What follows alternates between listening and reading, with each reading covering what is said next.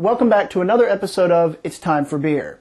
Today I'm going to show you how to make kombucha from scratch.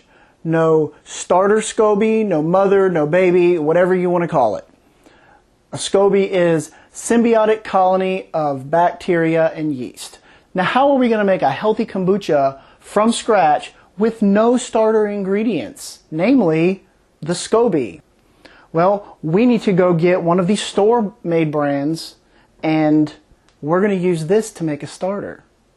Now, I did an experiment a couple weeks ago where I used all these different brands and different flavors to see which one worked the best to give us the best, strongest starter. And I came out with the Synergy Organic Raw Mystic Mango. This has the live active cultures that we need to make a nice, healthy starter. So the first thing we need to do is make our iced tea, which I have done right here. Now you can see that it's not very full. There's only about 6 cups in here. We don't want to overstress what's going on in this bottle because there's only a small amount in there. We just need a little bit to get it going.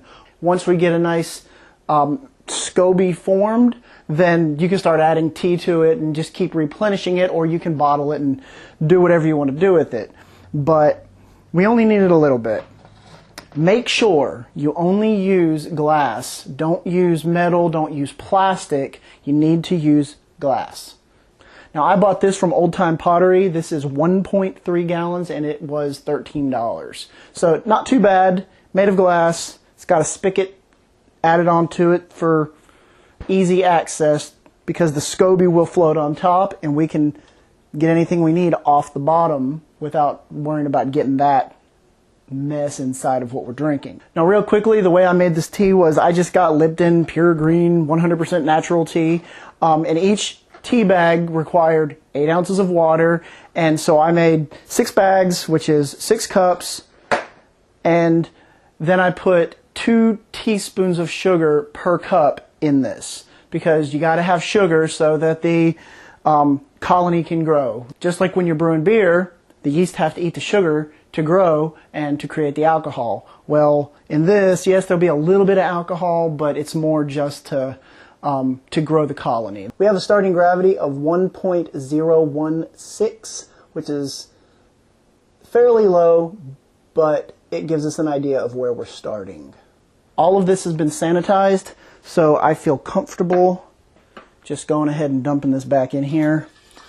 Now, to sanitize this, what I used was a product called Star San. You can get this at any local homebrew store. If you go online and find a homebrew store online, you can get this. The 3 rules of making any type of fermented product is sanitization, sanitization, sanitization. And this will get you started in the right direction. So now what we're going to do is open up our ready-made kombucha. Don't shake it necessarily because it might be carbonated a little bit just because of the bugs that are in it create carbon dioxide. Just kind of dump it upside down. And then in the pot we go. The whole thing. Now, before we put this in our nice, safe, dark place, what we need to do is cover the top. But we don't want to make it airtight. That's why I'm not going to use the lid that was supplied with the rubber seal right here, because then nothing's going to be able to get in, nothing's going to be able to get out.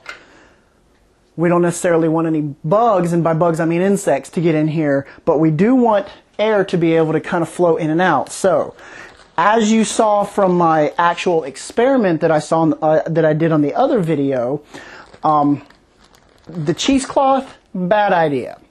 The cheesecloth had enough gap in it to actually allow bugs to get in. So we want to avoid that. So what I'm going to do is I'm going to take a coffee filter and put it on the top. And we're going to rubber band this thing down. Now we just need to store it and just let it do its thing. It's going to take, it could take up to 2, possibly 3 weeks. Now I'm going to go put this in a nice, dark, warm place, and we're going to let it do its thing, and in a couple of weeks we'll come back and we'll take a look to see how it's doing.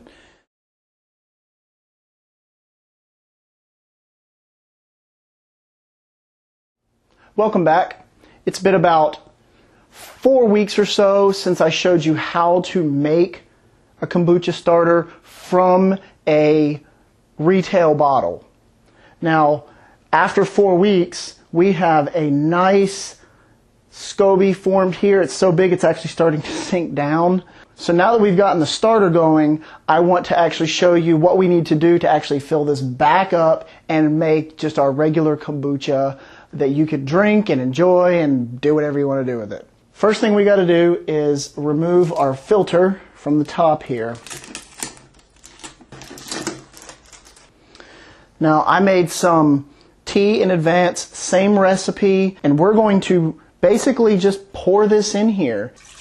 You don't need to be careful. You don't need to be neat unless you just don't want to make a mess. And as you can see, the SCOBY is sitting here floating around and it's making its way back to the top. You'll see some stuff floating around in there, but that'll eventually settle to the bottom. But really all we had to do with this was just pour the ready-made tea in. And once we finish drinking this and this gets down to the level, pour some more in and it'll go and it'll turn into kombucha. Now, here's what you need to make sure of.